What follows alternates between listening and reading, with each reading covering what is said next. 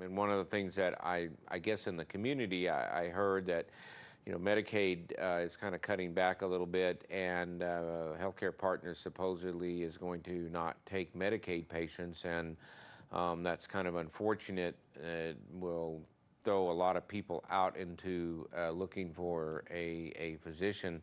And ultimately, that's going to impact the emergency and urgent care services because that's the only place that they will be able to go. The other thing that's happening in my office is that some of the Medicaid patients are canceling or just not showing up for appointments.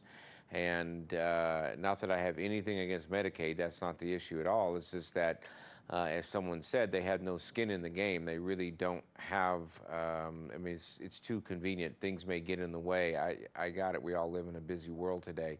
But that's, a double insult when you have a patient on the books and they don't show up, and you wonder why doctors are having trouble in that respect. So I Well, don't you're like what I see that's coming down the road. I think that it's going to get worse as they've dumped all of these patients in there. And I've actually seen patients that of mine that have actually altered their financial portfolio to go out and get Medicaid and to get under the radar, so to say, so that they can get health insurance in a cheap fashion. And like I said, I think it's the Affordable Care Act is not affordable at all.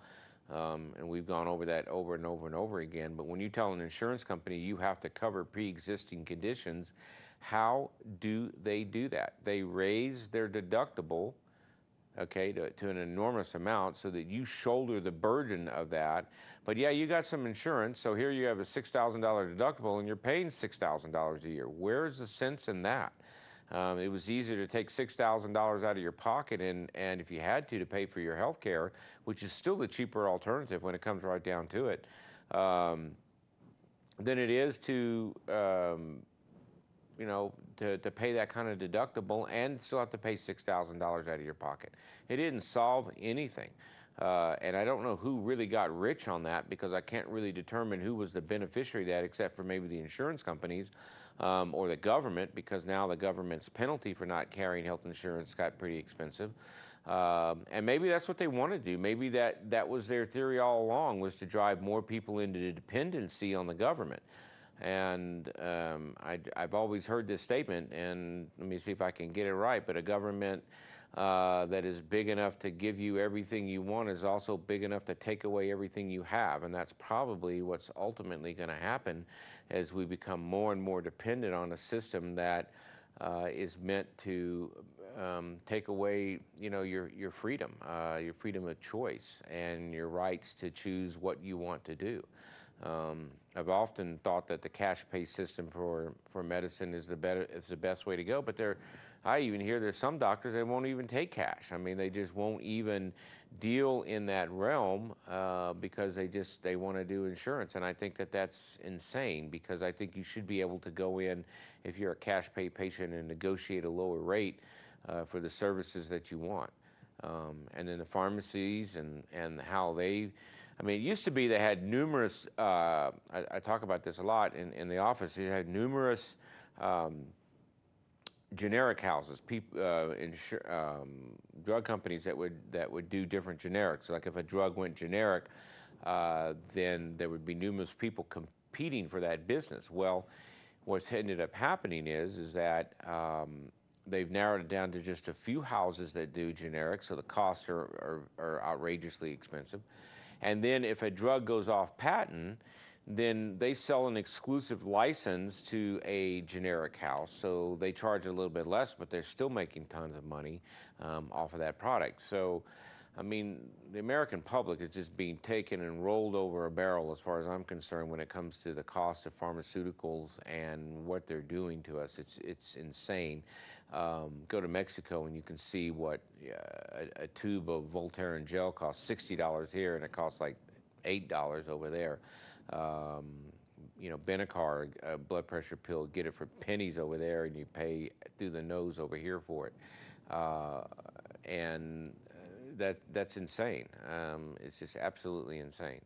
So then they said, oh, because we're paying for the non-insured. Well, the non-insured didn't really use the system prior to Affordable Care Act, so that made absolutely no sense. They might go to the emergency room and run up a big bill, but okay, short of the hospitals, they overcharge for everything anyway. So I don't get what's going on, and I may never understand it. I show up to work, I try and see the people that I can see, and the systems are patients that sometimes complain about the inefficiencies in the office. And you know, when you get one insurance company telling you to go here to get this service, and someone going there to get this service, and you have to go to Vegas, or you have to use this lab, you have to do that lab, and the patient comes in to review the lab results, and you look at them and say, well, where did you get your labs done? I don't know. I don't remember. Where'd you get your x-ray done? Well, I don't know. It was so. Then you have to try and pile all that information together in a period of time to get people ready to be able to be seen. And then notoriously, you get 3/4 of the way through the visit, and what about that test I had done 2 weeks ago? And you have to stop and do everything all over again. So then prescription refills, going over the internet. Pharmacists, they say, and they're giving you the prescriptions, they're sending them to you, but they never call back. Well, I mean, it's absolutely insane. The old day, there was one pharmacy or two pharmacies. They covered every insurance plan that had to be covered. Now CVS takes this plan, or they don't take this one, or this one, that one, and everybody has to have their prescriptions refilled, a referral to go see this doctor, when before you could just go see that doctor. I had one patient tell me, he's like, well, gee, when did y'all stop wearing coats and ties and start wearing these, you know, like polo shirts like I wear, or some people, you know, maybe dress a little more than I do. And I said, well, when we gave that up when you started choosing your doctor over a $10 bill. So insurance companies control the roost and tell you where to go and what services you can get, then that changes the market entirely. And so anyway, I'm kind of rambling, but it's easy for me to get on those sidetracks when it comes to the way medicine has changed over the last 20 years and where it will be going. And if you're not taking care of yourself, or you refuse to get with the program, I think in my office we're going to start discharging patients that miss their appointments and are non-compliant, because there's just too many of patients, and there's not enough doctors. And so we want to take care of the people that want to help take care of themselves. And if you don't want to do that, then it's probably time you start looking for another physician, because you're not compliant, and that's a term. I mean, you can go to the hospital and sign out AMA, against medical advice, or you can come to the doctor's office and not follow the instructions, and then we discharge you. We send you a letter asking you to find several other physicians because you're non-compliant. And ultimately, I've seen lawsuits when patients are non-compliant and they turn around and blame the doctor, when it's the patient who has not followed the instructions that were given by the physician. So anyway, we're going to be closing off pretty soon here in the next minute or two, and I want to thank you if you did tune into the show late.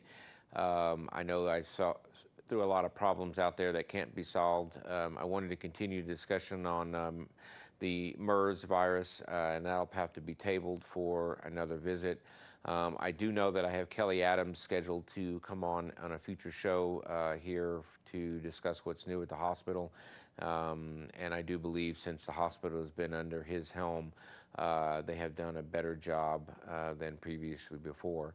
And I do see improvements being made in that location. So that being said, it's all unfortunately a business, and you would be better off taking care of yourself and doing the right thing, rather than hoping that the system will come and take care of you. Remember, the government, it's common misnomer, is never there to help you when you need them. They're always there to clean up the mess after something happens. So that being said, when you think about that philosophy and you think about healthcare and insurance, think about the same thing. Preventative medicine and prevention is where it is at. Preventing an emergency, preventing a disaster from occurring, and being somewhat prepared for that is where it really is in the future. So I want to thank you, the loyal viewers, for tuning in tonight and staying a part of the show, even though I came late. And hopefully, I can catch up with some other things. I will be out of town for Labor Day. So, with that, I will be signing off. And you have a good night. And thank you for tuning in tonight.